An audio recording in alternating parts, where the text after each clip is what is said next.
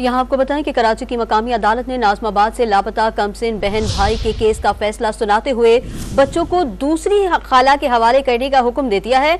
मज़ीद तफसीलात जानते हैं डॉन न्यूज़ के नुमाइंदे शफी बलोच से। शफी, बताइएगा कि इनके वालिदैन ने रुजू नहीं किया कस्टडी के लिए?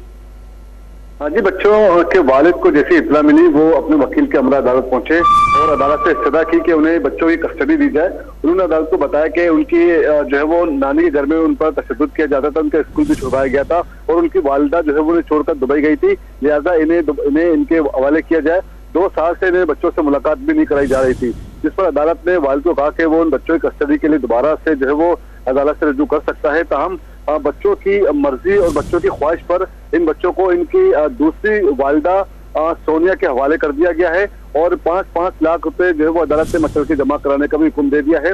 इन बच्चों ने अदालत के सामने जो बयान दिया कि इन्हें जो है वो इनकी वालिदा दुबई जो मुंतकिल हो गई थी, इन्हें इनके नानी के घर छोड़कर वो दुबई मुंतकिल हो गई है और इनके नानी के घर इन पर तशद्दुद किया जाता रहा है और इनकी खाला और इनके मामू इन पर तशद्दुद करते थे, लिहाजा वो अपनी मर्जी से घर से भागे हैं। जबकि इन बच्चों की मामू की जानिब से जो है वो बच्चों के अगवा का मुकदमा दर्ज किया गया था, लेकिन तफ्तीश अफसर ने अदालत को बताया कि बच्चा अगवा नहीं हुए बल्कि अपनी मर्जी से घर से निकले थे। अदालत ने बच्चों का 164 का बयान रिकॉर्ड कराने के बाद इन्हें इनकी मर्जी के मुताबिक इन्हें इनकी दूसरी खाला के घर भेजने का हुक्म दे दिया है। जी, बच्चे अगवा नहीं हुए थे बल्कि अपनी मर्जी से घर से निकले थे। शफी बलोच हमें तफसीलात से आगाह कर रहे थे। शफी, आपका शुक्रिया।